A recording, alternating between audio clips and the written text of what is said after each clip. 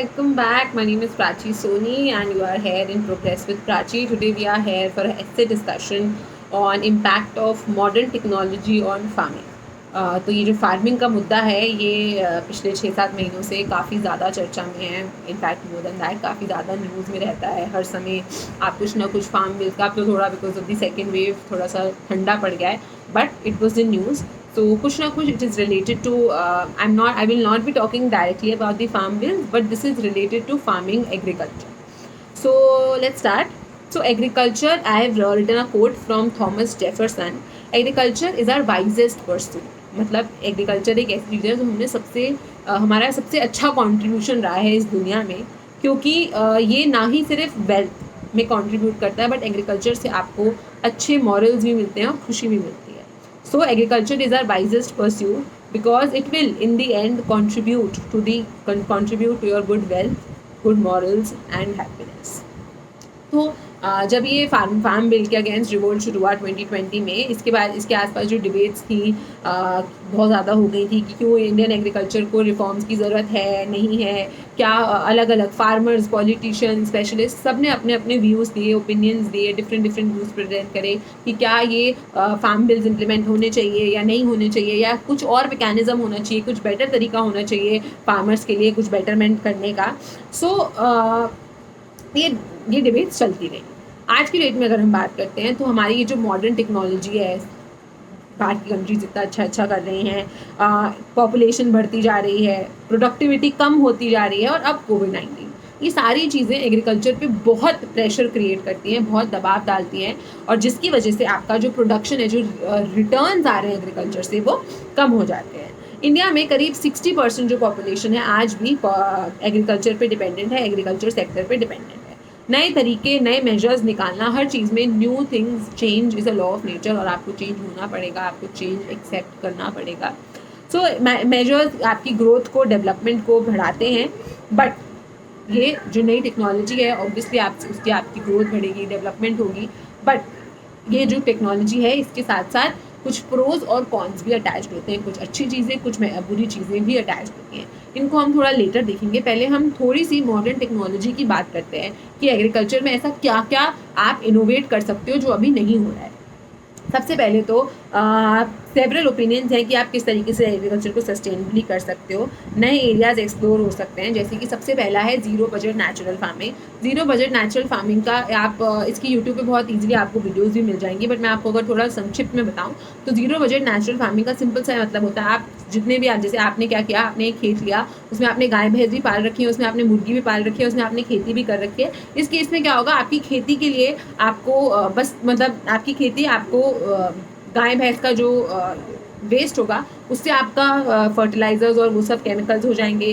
सो इस तरीके से पूरा आपका वो चल सकता है. जो आपका वीड्स होते हैं, जो खराब क्रॉप्स हैं, जिनको फॉडर है जो बच गया, वो आप उनको वापस खिला सकते हो. तो इससे बैलेंस बनता रहता है और जीरो बजट नेचुरल फार्मिंग हो जाती है. बहुत ज़्यादा ऐसा नहीं है, अब जीरो पैसे में तो नहीं हो सकता, बट बहुत मिनिमम पैसा आपका लगता है, बहुत बेयर मिनिमम, जिसमें आप ये एग्रीकल्चर कर सकते हो. बायो वेस्ट को यूज़ करके, नेचुरल इंग्रेडिएंट्स को यूज़ करके ये एग्रीकल्चर किया जा सकता है. नेक्स्ट होती है आपकी वर्टिकल फार्मिंग. वर्टिकल फार्मिंग का मतलब सिंपल सा ही होता है, हॉरिजॉन्टल. जनरली आपने फार्मिंग कैसी सुनी है, नीचे ये ज़मीन का टुकड़ा और यहाँ पे. वर्टिकल फार्मिंग मतलब इस तरीके से फार्मिंग होगी, यहाँ एक क्रॉप, यहाँ एक क्रॉप, यहाँ एक क्रॉप. ये किस तरीके से हो सकती है, मेथड्स होते हैं हाइड्रोपोनिक्स, एक्वापोनिक्स, एरोपोनिक्स. अब ये क्या होते हैं, हाइड्रोपोनिक्स यानी कि आपको मिट्टी की ज़रूरत नहीं पड़ेगी, आप पानी के इस्तेमाल से ग्रो कर सकते हो. सिर्फ पानी में भी इतने न्यूट्रिएंट्स होते हैं जो कुछ क्रॉप्स को ग्रो कर सकता है. एक्वापोनिक्स होता है, आप एक्वेरियम से कनेक्ट कर सकते हो, और एक्वेरियम में क्या होगा, जो फिशेज होंगी वो जो पानी होगा उसको कंज्यूम कर, पानी में से न्यूट्रिएंट्स, जो उनका जो वेस्ट होगा उससे पानी को न्यूट्रिएंट्स मिलेंगे. प्लांट्स जो होते हैं, रूट्स होंगी, वो पानी को फिल्टर करके वापस उसमें एक टैंक सब एस्टैब्लिश हो जाता है, उसको एक्वापोनिक्स बोलते हैं. एरोपोनिक्स होता है, आपकी हवा में भी बहुत न्यूट्रिएंट्स होते हैं जो प्लांट्स को हेल्प करते हैं, प्रमोट करते हैं. तो ये सारे कुछ मेथड्स आप यूज़ कर सकते हो जिनमें आप खेती कर सकते हो कम ज़मीन में, कम स्पेस में, कम पैसे में और कम रिसोर्सेज में. जापान इस केस में काफ़ी अच्छा कर रहा है. बिना सॉइल की हो सकती है, बिना मिट्टी की हो सकती है. जो आपको सॉइल की कमी, लैंड की कमी की प्रॉब्लम्स है, वो प्रॉब्लम सॉल्व हो सकती है. स्पेस टेक्नोलॉजी का यूज़ किया जा सकता है रिमोट सेंसिंग के लिए, ये देखने के लिए कि कहाँ पे ज़मीन की कंडीशन अच्छी है, कहाँ पे ज़मीन की कंडीशन बुरी है. एग्रो फोरकास्टिंग हो सकती है. एग्रो फोरकास्टिंग का मतलब आप एग्रीकल्चर के हिसाब से फोरकास्टिंग देखो कि कब बारिश होनी है, कब कैसे बारिश होगी, आप उस हिसाब से बारिश की फोरकास्टिंग के हिसाब से आप अपनी प्लानिंग कर सकते हो, रेन के हिसाब से, सनलाइट के हिसाब से कि आपको कब हार्वेस्ट करना है, कब सो करना है, आप उस हिसाब से अपनी प्लानिंग कर सकते हो। जेनेटिकली मॉडिफाइड सीड्स ये थोड़ा सा यूज़ में है काफ़ी टाइम से, बट इंडिया में स्पेसिफिकली अभी ये यूज़ नहीं हो रहा है, और ये सीड्स आपकी क्रॉप को पेस्ट रेजिस्टेंट बना देते हैं, कुछ बहुत अच्छी ग्रोथ हो जाती है। सो बहुत अलग अलग इनकी भी वैरायटीज़ होती हैं। सो ये सारी चीज़ें एग्रीकल्चर को एक अलग स्टेप पर लेकर जाती हैं। इजराइल का एग्जांपल देते हुए मैं आपको बोलूँगी कि Israel is performing the best in case of agriculture. सबसे बहुत अच्छी तरीके से आप देखोगे इजराइल एग्रीकल्चर इन इजराइल बहुत ही wonderfully they are doing agriculture. Drones लगा रखे हैं, फ्रूट पिकेटिंग रोबोट्स हैं, रोबोट्स पिक कर रहे हैं फ्रूट, सर्वेलेंस ड्रोन है, टारगेटेड पेस्टिसाइड है, यानी कि जहाँ जहाँ प्रॉब्लम लग रही है सिर्फ वहीं वहीं पेस्टिसाइड डाला जा रहा है, इसे खुले में छोड़ नहीं दिया जा रहा है। So this can be done. सरकार ने, हमारी इंडियन सरकार ने क्या किया स्पेसिफिकली एग्रीकल्चर के लिए, कुछ स्कीम्स हैं, जैसे कि इंडियन सरकार ने national academy of agriculture science खोला, जहाँ पे ये रिसर्च करी जाती है टेक्नोलॉजी क्या डेवलप किया जा सकता है, क्या नहीं बनाया जा सकता है, कुछ ऐसी टेक्नोलॉजी जो कि फार्मर्स को, लोगों को और हेल्प करें। इसी के जैसा एक मेलानोबिस नेशनल क्रॉप फॉरकास्टिंग सेंटर है जो इसरो के साथ कंबाइन है, जो कि स्पेसिफिकली एग्रीकल्चर के हिसाब से आपको फॉरकास्टिंग करके बताता है। So that is also very important. नडान्स की स्कीम है, चमिन्स की स्कीम है, फसल बीमा योजना है, मनधन योजना है, नेशनल एग्रीकल्चर मार्केट बनाई जा रही है। तो ये सारी कुछ स्कीम्स हैं जो हमारी सरकार ने। अब ये जो मॉडर्न टेक्नोलॉजी की हम बात कर रहे थे, इसके कुछ कुछ एडवांटेजेस क्या हैं। टेक्नोलॉजी के बढ़ने से सबसे पहली चीज़ प्रोडक्शन बढ़ जाएगी आपका। जहाँ पहले आप 10 किलो बना रहे थे, अब आप 12 किलो, 20 किलो, 25 किलो ग्रो कर सकते हो। दूसरी चीज़ आपकी जो एग्रीकल्चर पे डिपेंडेंस होती है, यानी कि बहुत सारी जनता जो एग्रीकल्चर पे डिपेंडेंट होती है, वो आपकी जो डिपेंडेंस कम हो जाएगी, जो आप डिपेंडेंट हो एग्रीकल्चर पे। तीसरा टेक्नोलॉजी, ऑब्वियसली आपकी जितनी टेक्नोलॉजी बेहतर होगी उतना ज़्यादा आपको आसानी होगी, आपके लिए ईज हो जाएगा, जीडीपी इंक्रीज होगी, गवर्नमेंट की सपोर्ट की आपको ज़्यादा ज़रूरत नहीं पड़ेगी। जो गवर्नमेंट आपका क्या होता है, क्रॉप फेलियर हो जाता है, आप गवर्नमेंट से पैसे मांगने लगते हो। तो सरकार, अगर आपके पास टेक्नोलॉजी होगी तो सरकार का भी जो सपोर्ट है वो कम हो जाएगा, सरकार और चीज़ों में ध्यान लगा पाएगी। डिसएडवांटेजेस, हमने जब इम्पैक्ट की बात करें तो हम दोनों चीज़ों की बात करेंगे।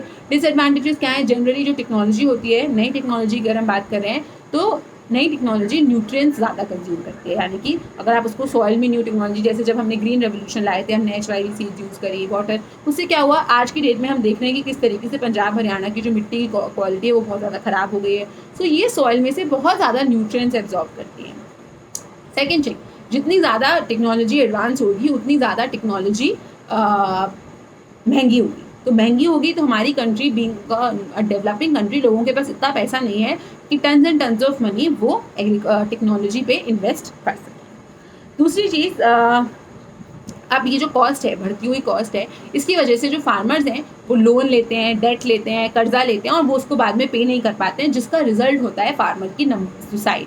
जो सुसाइड रेट है फार्मर का वो बहुत ज़्यादा बढ़ता जा रहा है। इसका कारण यही है कि वो जो लोन्स हैं, जो डेट्स हैं, जो कर्जा उन्होंने लिया हुआ है वो चुका नहीं पाते हैं। दूसरा एप्रीहेंशन, यानी कि हम जो नया टेक्नोलॉजी है उसको यूज़ करने के लिए बहुत खुले दिल से एक्सेप्ट नहीं करते हैं। हमको डर है कि भाई काम किया नहीं किया, मैं 1 लाख का मशीन खरीद लूँ, अब ये चले ही ना, मेरे खेत पे वर्क ना करे। सो वो जो डर है, वो जो शक है हमारे अंदर, वो भी हमको रोकता है to explore new technology. Regional bias क्या है ना, अब हर जगह पे इंडिया में सब जगह पे सेम क्वालिटी की आपने कोई टेक्नोलॉजी खरीद ली जो अगर पानी अच्छा होगा तो आपकी खेती को अच्छा कर देगी, पर अब पानी नहीं आया, बारिश नहीं आई, मानसून नहीं आया, इरिगेशन नहीं कर पाया, तो वाटर की अवेलेबिलिटी, सॉइल की क्वालिटी, फार्मर्स, रिच फार्मर्स होने चाहिए। तो ये सारी चीज़ें रीजनली बहुत डिवाइडेड हैं, सब जगह सेम नहीं है। नेक्स्ट है आपकी, जनरली जो टेक्नोलॉजी होती है ये कैश क्रॉप्स को फोकस करती है, बट फूड कहाँ से आएगा, फिर खाना कहाँ से आएगा, तो that is also one problem. Last but not the least, welfare to profit, यानी कि हमारा India being a country with huge population, यहाँ पे वेलफेयर भी बहुत ज़रूरी है। प्रॉफिट मेकिंग करने लग गए तो लोग भूखे रह जाएंगे, and that is very important. हमारा जो फोकस है वो प्रॉफिट से ऊपर वेलफेयर। सो टू कंक्लूड मैं यही बताऊंगी कि जो फार्मर्स हैं उनमें इतनी क्षमता होती है कि वो मिट्टी को भी पैसे में कन्वर्ट कर सकते हैं। Soil can be turned into wealth. So जो रिफॉर्म्स हैं वो ऑब्वियसली ज़रूरी हैं, बहुत ज़रूरी हैं। जो फार्म बिल्स लाए गए, उनकी जो मैकेनिज्म है वो गलत नहीं है, this is my personal opinion. जो उसमें आइडियाज़ प्रपोज किए गए हैं वो आइडियाज़ गलत नहीं हैं, द ओनली प्रॉब्लम इज़ ये समय गलत था उस आइडियाज़ को लाने के लिए। आपने अगर जैसे मैं I will not get into very deep, आपने अगर मार्केट्स बनानी है सेंट्रल जहाँ पे सब लोग जाके मंडी बनानी है, तो आपके कहाँ है मंडी का मॉडल कहाँ है? आपने अगर बोला कि डायरेक्ट कॉर्पोरेट से आप जाके डील करो, कहाँ है वो कॉर्पोरेट जो डील करने के लिए रेडी है? कहाँ है ऐसा मैकेनिज्म जो आपको प्रोवाइड कर रहा है? आपने अथॉरिटी नहीं दी है। तो द प्रॉब्लम इज़ आपका जो मैकेनिज्म आ रहा है वो सूटेबल नहीं है, वो वर्क नहीं कर रहा है, फार्मर्स और आपके बीच के कोऑर्डिनेशन को मेंटेन नहीं कर पा रहा है। सो सिमिलरली इसीलिए आप जो भी पॉलिसी लाओ, आप जो भी चीज़ लाओ, उसमें आपका फार्मर्स के साथ कोऑर्डिनेशन होना बहुत ज़रूरी है। आपको पता है आपकी कंट्री के जो फार्मर्स हैं वो इतने रिच नहीं हैं, तो आपको इंसेंटिव्स देने होंगे, सब्सिडीज़ देनी होंगी, करना होगा। इसके लिए 2 चीज़ें बहुत आसान तरीके हो सकते हैं। Pooling of resources. Pooling of resources यानी कि ऐसा करा सकती है सरकार कि एक खेत में, एक गांव में आपने जैसे एक हार्वेस्टर, एक ट्रैक्टर, ऐसी 10 मशीन दे दी और वहाँ पे एक ऑफिसर बिठा दिया जो कि रेगुलेट करेगा कि हर समय ये जो मशीन्स हैं ये शेयर करी जाएं लोगों के बीच में। So this can be done from the side of the. So that's it for today. Farmers modern technology के बारे में स्पेसिफिकली बात करनी थी, उसके एडवांटेजेस और डिसएडवांटेजेस के बारे में। I hope you like the session. If you did, please hit the like button, leave your comments, compliments and suggestions and opinions in the comment section. Thank you and have a nice day.